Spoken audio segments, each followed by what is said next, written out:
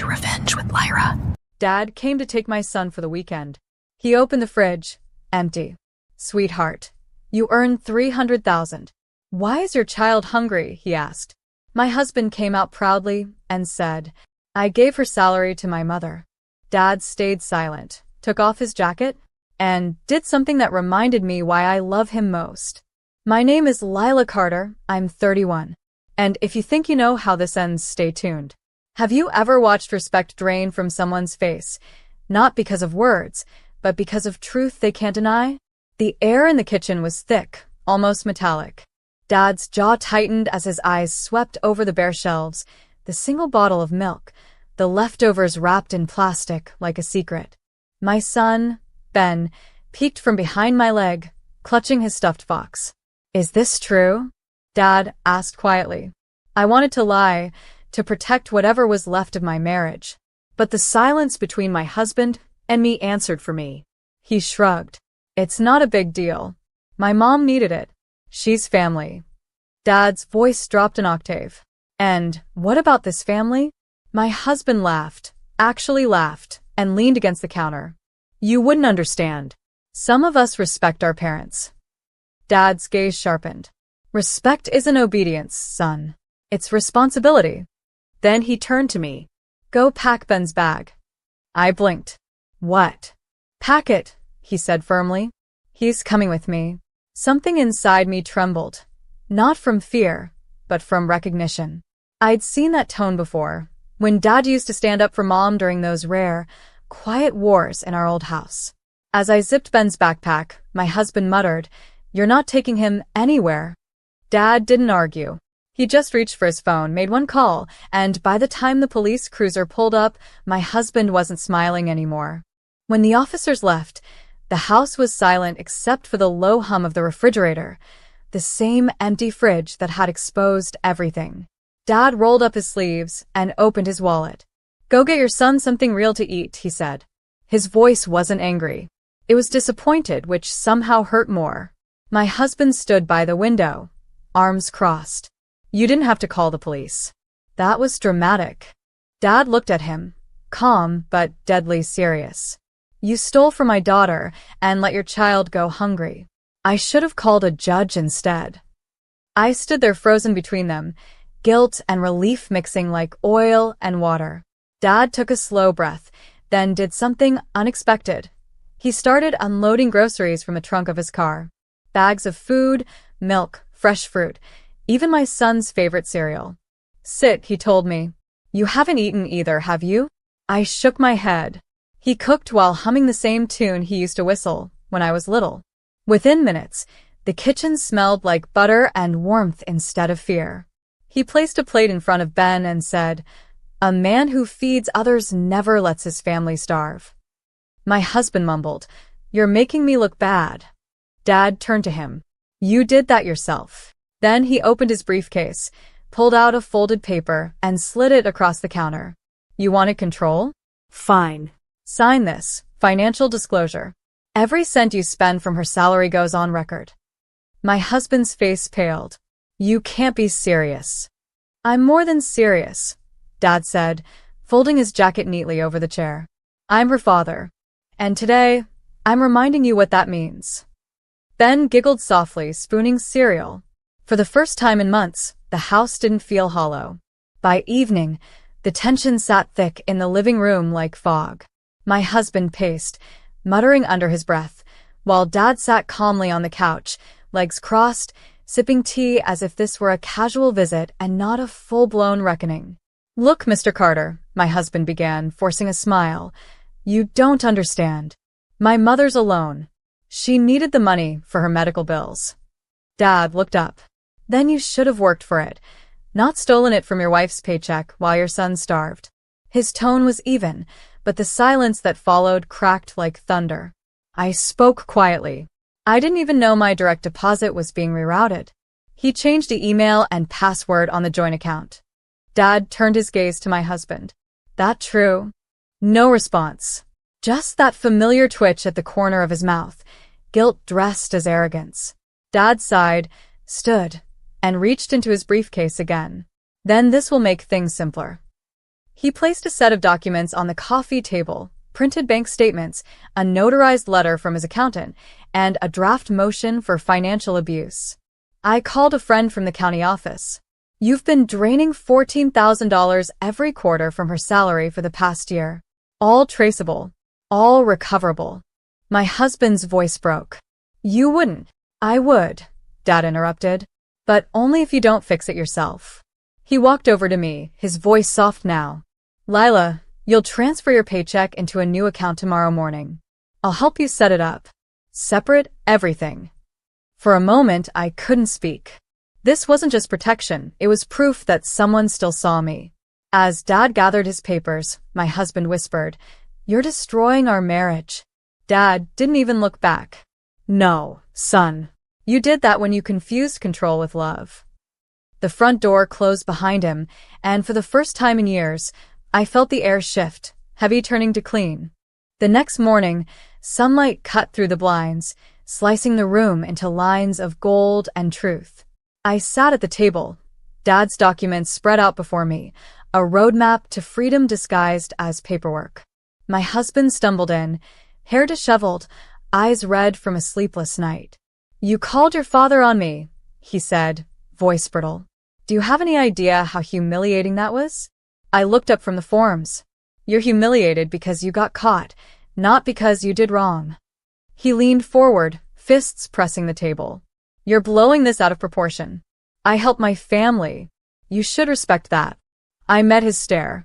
And who respected mine? Who respected our son when he asked for breakfast, and I had to lie? He looked away, no answer. At 9 a.m., Dad's SUV pulled up outside. He stepped out with quiet precision, holding coffee in one hand, a folder in the other. "Ready?" he asked me through the open door. My husband scoffed. "You really think you can take her money now?" Dad didn't even glance his way. "No. I'm helping her take it back." We drove downtown in silence, the city waking around us. At the bank, Dad introduced himself to the branch manager, apparently an old friend. Within 30 minutes, I had a new account, separate credit line, and legal protection filed. Dad waited patiently through every signature, his calm like a shield. When it was done, he looked at me and said softly, "Don't apologize for being smart, Lila. You just needed someone to remind you it's okay to use it." That evening, when my husband came home, the house felt different. The air wasn't tense, it was mine again. On the counter, I left a note. "My money feeds my child, not your pride." And for once, I didn't wait for his reaction. By the weekend, the silence in our house had changed shape. It wasn't heavy anymore, it was purposeful, like the calm before rebuilding. Ben colored quietly at the table while I sorted through months of neglected bills and credit statements. Every paper I picked up felt like a confession I'd been forced to live through. Dad came by again, this time without warning. He stepped inside, looked around, and nodded approvingly at the boxes labeled mine. "You've started packing," he said. "I'm not sure where yet," I admitted. "But I can't stay here." He smiled faintly. "You don't need to know where. You just need to know you're leaving." Before I could respond, my husband's car pulled into the driveway. His door slammed, footsteps quick. He came in, eyes flicking between Dad and me. "You're turning my son against me," he snapped. "You think your father's some kind of hero?" Dad didn't flinch. "No. I'm just a man who doesn't let cowards hide behind excuses." My husband's voice rose. "You don't understand marriage. Maybe not yours," Dad replied, "but I understand decency." He took a slow step closer, lowering his tone. "If you cared about your family, you'd have filled that fridge before running to your mother." The words hung there. Even my husband's anger couldn't cut through them. He backed away, muttering curses, and stormed out the door. When the sound of his car faded, Dad turned to me and placed his hand gently on my shoulder. "This isn't the end, Lila. It's the beginning of you becoming the parent Ben deserves." Ben looked up from his drawing and smiled. "Grandpa, are you staying for dinner?" Dad chuckled. "I brought groceries this time, kiddo. Let's make something special." And for the first time in months, dinner didn't taste like survival. It tasted like home. By Monday, I'd made my decision. I filed for separation. It wasn't a dramatic scene, just quiet signatures on thick paper and the feeling of chains snapping link by link. Dad drove me to the courthouse, Ben's laughter echoing in the back seat as he held a juice box like victory. Inside, the clerk stamped the forms without ceremony. "You'll get your preliminary hearing date within 2 weeks," she said. Dad thanked her, then turned to me. "How do you feel?" I hesitated. Free. Terrified. Both. He smiled. "That means you're doing it right." Back home, the house felt hollow, furniture still in place, but energy gone. My husband had taken some of his clothes and a few electronics. Everything else, he left behind, as if abandoning the weight of his choices. I spent that night sorting the kitchen cabinets. Cans lined up neatly. Fresh groceries stacked where emptiness used to live. When Ben woke for water, he blinked at the shelves. "Mommy, it's full." "Yeah, baby," I whispered. "It's full again." Later, I sat by the window with tea, scrolling through messages from coworkers and friends, women who had seen my quiet posts about financial control and reached out privately. "You're brave. You gave me courage to confront my husband. Can you help me set up my own account?" I typed replies one by one. When Dad called that night, his voice was soft. "Your story's helping more people than you know." I looked at Ben asleep on the couch, his hand still holding his toy fox. "It's helping me too," I said. Outside, streetlights glowed against the glass, steady, unshaken, like a promise. Tomorrow, I'd start over. Not as someone's daughter. Not as someone's wife. Just as Lila, enough on her own. The following week, I met Dad downtown for lunch. He was already seated when I arrived, scrolling through his phone with that half-smile he wore when pretending not to worry. "Court date came in?" he asked. I nodded. 2 weeks from Friday. He's contesting custody, but my lawyer says it's a weak case. He doesn't even have a stable job now. Dad folded his menu. That's what happens when people build empires on someone else's paycheck. We ordered sandwiches, and halfway through the meal, he leaned back. "You know, when you were 16, I used to wonder if you'd ever see yourself the way I did, sharp, patient, unbreakable. I guess I have my answer." I smiled, blinking back tears. "You saw me long before I did." After lunch, I walked through the city alone. Everything looked sharper, more real. Even the sound of traffic felt like life returning. I stopped at a toy store and bought Ben a small globe. "So you can see the world's bigger than one house," I'd tell him later. That night, when I came home, I found an envelope slid under the door. My husband's handwriting. Inside, a check for $10,000 and a single note. "I'm sorry. Mom was wrong. I was wrong. I'll sign whatever you want." I sat there for a long time, staring at the paper. Not out of pity, out of closure. When Dad called that night, I read him the note. He was quiet for a while, then said, "He's not apologizing to you, Lila. He's surrendering to the woman he never thought you'd become." I smiled into the silence, then let him. Because forgiveness wasn't a door he could walk through. It was one I had already closed. 2 months later, the court hearing came and went quietly. My husband didn't contest. He signed full custody to me, handed over the house keys, and left the courtroom without looking back. No grand speeches, no last words, just silence, the kind that tells you a storm has finally passed. Outside, Dad was waiting by his old Chevy. "You're officially free," he said, slipping his arm around my shoulders. Free. The word tasted new, like something I hadn't earned before, but had finally grown into.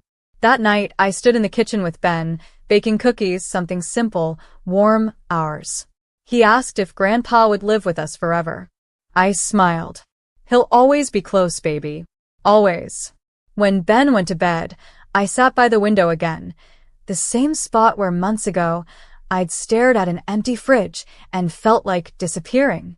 Now the lights outside shimmered, and the reflection in the glass wasn't a woman defeated by betrayal, but one rebuilt by truth. My phone buzzed. A message from Dad. "Proud doesn't begin to cover it. You didn't let them break you, you showed them how to stand again." I typed back, "You taught me how." Across the room, The new job offer sat printed on the counter, a leadership role in a media firm that had followed my story online. The irony wasn't lost on me. The girl once mocked for not handling a paycheck now teaching others how to handle their worth. I closed the lights and whispered to the quiet house, "We're enough now, Ben."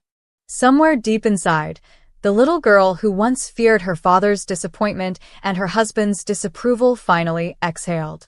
Because in the end, it wasn't the apology or the money or even the freedom that healed her. It was knowing she'd never let anyone make her small again.